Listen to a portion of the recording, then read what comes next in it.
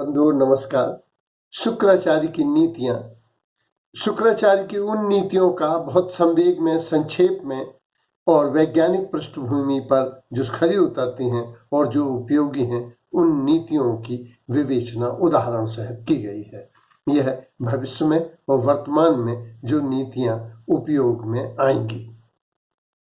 दूसरे अध्याय के पूर्वार्ध में ही जो आज की समस्या है कि नौकर, सर्वेंट मिलते तो हैं, पैसे के लोभ में, लालच में बड़े विनम्र और निष्ठावान दिखाने का प्रयास करते हैं, किंतु अंत में हम क्राइम पेट्रोल में देखते हैं कि वही नौकर उनकी हत्या कर देते हैं। इसलिए ऐसे नौकरों, ऐसे सर्वेंट्स के चयन में शुक्राचार्य का भी अपना मत है। उनका कहना है कि अपने धर्म के, अपने जाति के लोगों का विचार भोजन के संदर्भ में, शादी विवाह के संबंध में, धार्मिक अनुष्ठानों के संदर्भ में, तो इन संबंधों का ध्यान रखना चाहिए। पर सर्वेंट के चयन में हमें केवल उसकी कर्तव्य निष्ठा पर, उसके आज्ञा पालन पर, उसके कार्यों की श्रेष्ठता पर, शीघ्र संपादन करने वाले के आधार पर ही चयन होना। जो आलस्यहीन हो, आज्ञाकारी हो, संतुष्ट हो, शीघ्र कार्य करने वाला हो, कर्मठ हो, क्रियाशील हो यानी हितैषी हो, वही सेवक श्रेष्ठ है। मालिक के भी कर्तव्यों को सुझाया गया है कि उसको वेतन जो है कम नहीं देना चाहिए। कम देने से कर्मचारी रिश्वत लेने लगते हैं या अन्य जगह काम करने लगते हैं, या निष्ठा से वो काम नहीं करते, अर्थात चोरी आदि भी करने लगते हैं। इस तरह से कम तनख्वाह न दी जाए। दूसरा, समय से वेतन दिया जाए और शीघ्र ही दिया जाए। साथ ही साथ बीमारी में, विपदा में, विपत्ति में हमें अवकाश और अर्थ दोनों उन्हें प्रदान करना है। पारितोषिक से, सम्मान से और प्रेम से हमें उन्हें अपना बनाकर रखना है। इसमें कुरान शरीफ में भी आया है कि पसीना सूखने के पहले उसकी मजदूरी उसे दे देना चाहिए, तभी वह आपका आज्ञाकारी रह सकेगा। फिर दूसरा इन्होंने बड़ा महत्वपूर्ण जो बतलाया है शुक्राचार्य ने काम के संदर्भ में, कि कर्म से ही मनुष्य सुखी रह सकता है। जब वो अपने कर्तव्यों का निष्ठापूर्वक का संपादन करता है तो उसे सुख की, श्रेयस की, संतोष की और स्वर्ग की उपलब्धि स्वतः हो जाती है। उसे अर्थ और विभिन्न काम अभिलाषाएं उसकी स्वतः पूरी होती हैं। और काम हमें तीन को देख कर करना चाहिए। या तो वो धार्मिक काम हो, यानी हमारे कर्तव्य के अंतर्गत आता हो, या बड़ा हित के संदर्भ में हो। दूसरा, या वो अर्थ प्रदान करने वाला हो अथवा वह कामनाओं की पूर्ति करने वाला हो।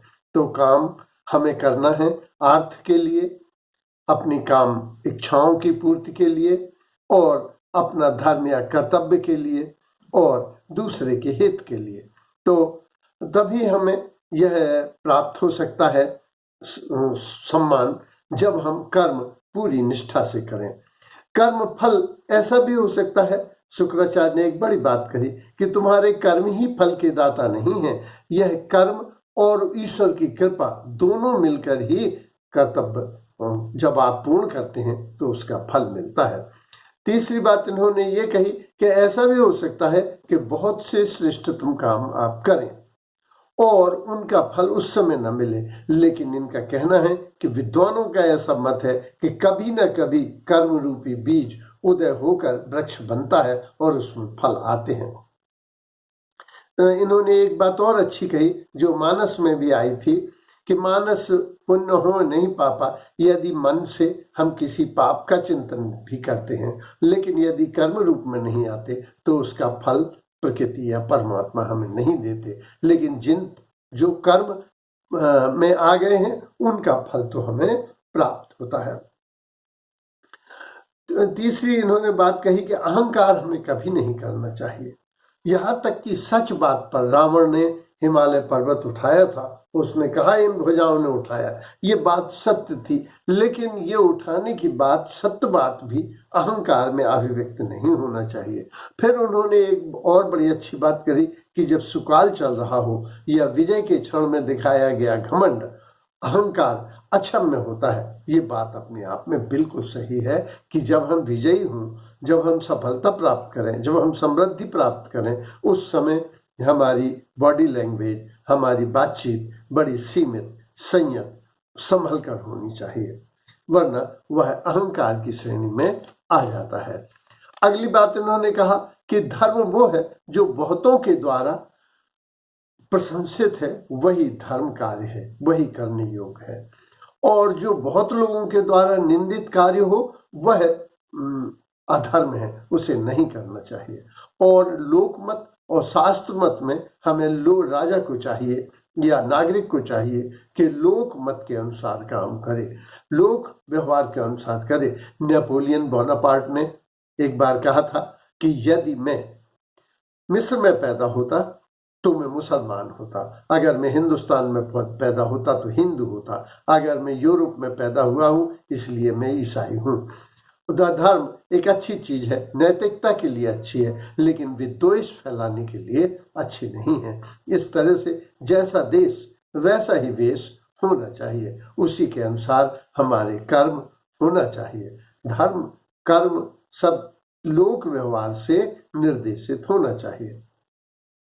स्त्रियों के संदर्भ में शुक्राचार्य का मत सिगमंड फ्राइड की तरह बिल्कुल स्पष्ट है कि काम मनुष्य की मूल प्रवृत्ति है, और इसलिए वो स्त्रियों से कहते हैं कि चाहे माता हो, चाहे बेटी हो, चाहे पुत्री हो, इनसे भी एकांत के लिए वर्जित किया गया है कि काम बहुत प्रबल है, इंद्रियां बहुत प्रबल हैं, वे किसी भी समय व्यक्ति को डिगा सकती हैं। इसलिए व्यक्ति को स्त्रियों के स्पर्श से, दर्शन से अगर दूर रह सके तो वो ज्यादा अच्छा है। वो अगला कहते हैं कि सदा सुखी कौन रहेगा? सदा सुखी जो दूरदृष्टि वाला है, परिणाम को जानने वाला है, स्वमूल्यांकन करता है और धार्मिक है, वह व्यक्ति सुखी रहेगा। उसमें आया है रामचरितमानस में कि यदि व्यक्ति धर्मशील है तो उसके सभी दिन एक समान जाते हैं। ये बात अपने आप में स्वयं सिद्ध है। फिर उन्होंने कहा विवाद, वो कहते हैं विवाद तो करना ही नहीं चाहिए, किसी से विवाद नहीं करना चाहिए। यहाँ डील कार्नेगी ने एक पुस्तक लिखी है, how to win our friends and people, उसमें भी उसने कहा है कि इससे बचे, विवाद से बचे। विवाद क्यों बचे?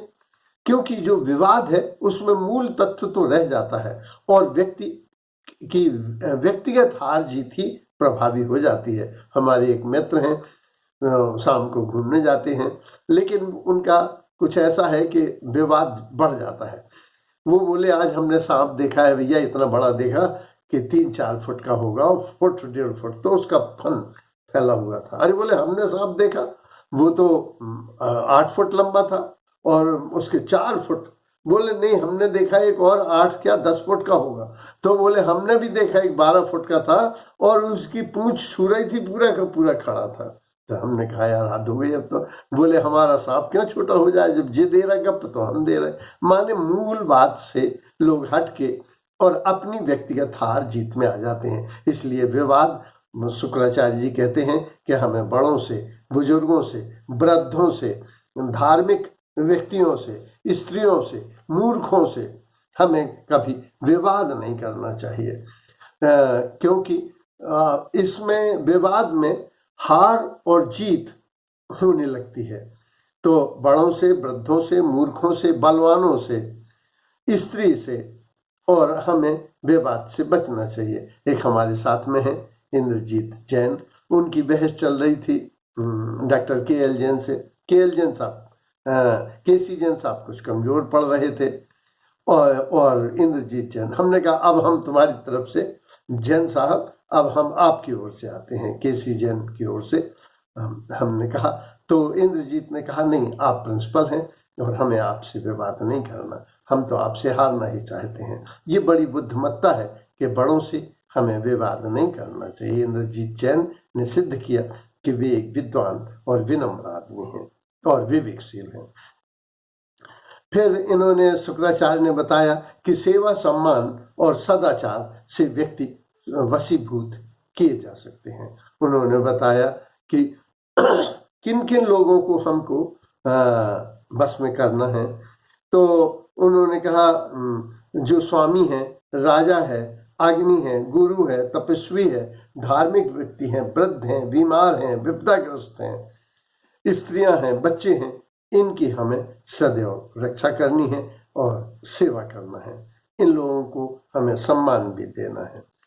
तो किन किन सदाचारों से हम व्यक्ति को बस में कर सकते हैं? प्रेम और प्रसन्नता से, सरलता से, सम्मान देकर, सेवा करके, सामीप्य देकर, शुभेच्छु होकर, ज्ञान, दान और मान देकर, आदर देकर, उपहार देकर, आनंदित वार्ता से हम व्यक्तियों को अपने गुणों को प्रदर्शित करके भी, हमारे गांव में कहा जाता था कि चाम प्यारी नहीं है, काम प्यारा होता है। तो वस्तु व्यक्ति के जो नाक, कान, रंग, रूप, ये तो सतही सौंदर्य है, सतही व्यक्तित्व है। जो काम है, जो मेरिट है, जो उसका गुण है, वही ज्यादा प्रभावित करता है। तो अगर हमें अपने गुण को विकसित करना है, आगे आया है कि इन 9 वस्तुओं को चतुर आदमी को गोपनीय रखना चाहिए। वो कहते हैं आयु, वित्तम, ग्रह, छिद्रम, मंत्र, मैथुन, भेष, जन्म, दाया या दान, दया, मान, अपमान, गोपय, चतुर, सुजान। ये 9 वस्तुएं अगर हमको आयु की चर्चा नहीं करना चाहिए, क्योंकि आयु से सामने वाले को पता लग जाता है कि आप में कितना बल है और क्या सामर्थ्य है। धन अपहरण भी किया जा सकता है, धन का प्रदर्शन नहीं होना चाहिए। फिर जो ग्रह छेद माने हमें अपने घर की कमजोरियां, यहाँ से चोरी हो सकती है, ये दीवालगिरी है, या हमारे पिताजी ऐसे हैं, या पुत्र ऐसा है, या बहू ऐसी है, ये कभी अपने घर वालों की बुराई नहीं करना चाहिए। और जो अंतरंग की बातचीत है उसको कभी डिस्क्लोज नहीं करना चाहिए। और दवा हमें नहीं बतानी चाहिए, क्योंकि हमारी कमजोरियों का पता लगता है।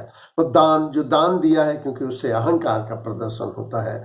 और मान, जो सम्मान हुआ है, ये भी अगर हम बार बार कहें तो हमारा अहंकार ही। और अपमान का पर्चा गोप्य, चतुर, सुजान, ये चतुर व्यक्ति इसको गोपनीय रखता है। साथ ही उन्होंने बताया कि गुरु नाम, क्योंकि गुरु आपके व्यक्तित्व को अभिव्यक्त करता है। जैसे किसी ने बताया कि उसके गुरु शंकराचार्य हैं, तो उसका व्यक्तित्व भी शंकराचार्य के अनुरूप होगा।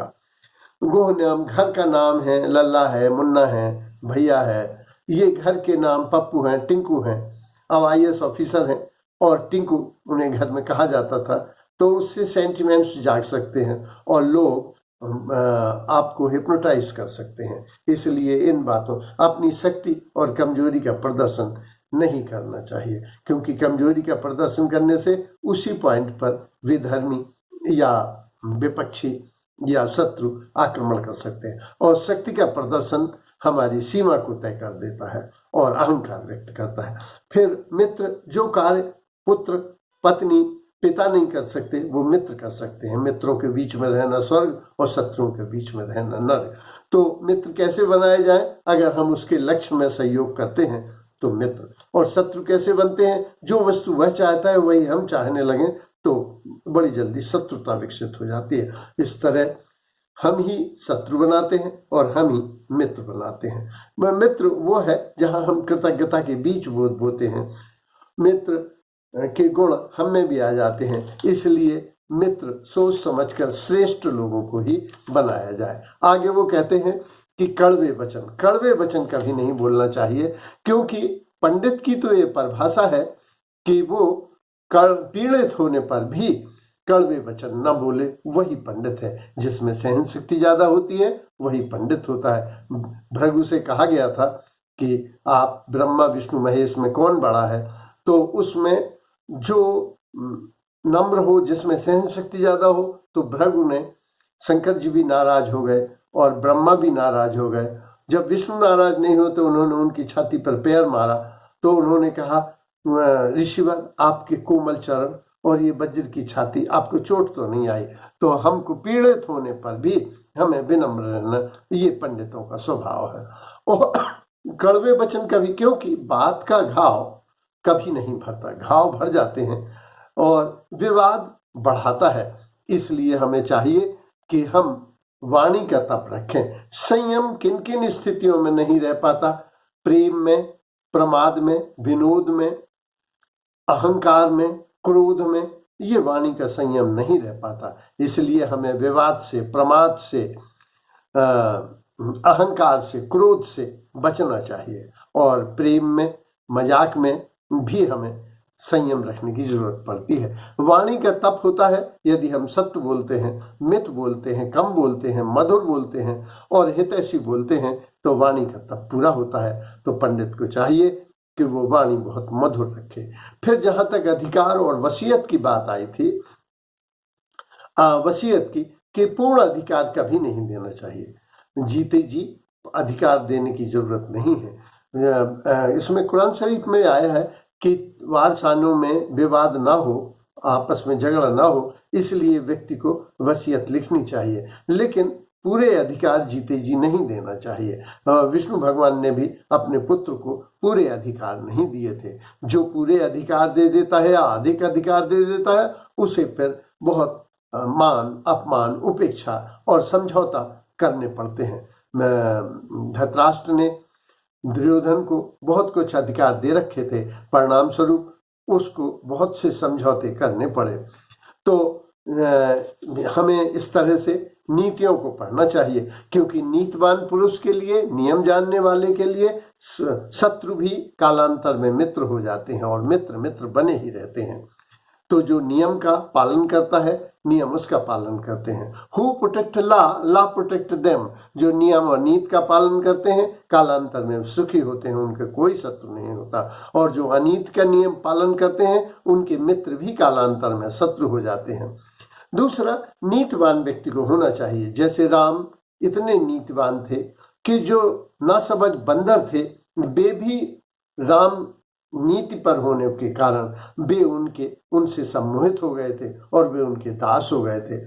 और कुटिल नीति वाला सदैव विजयी रहता है। कृष्ण जैसा कौन कुटिल राजनीतिक होगा जिसने अपनी बहन का ही अपनी नीति में रखकर अर्जुन के द्वारा हरण कराया था। इसलिए कृष्ण हर परिस्थिति में विजयी रहे हैं, श्री को प्राप्त हुए हैं और वे वासुदेव कृष्ण से भगवान कृष्ण बदल गए। इसलिए हमें नीतिवान ही रहना चाहिए। धन्यवाद।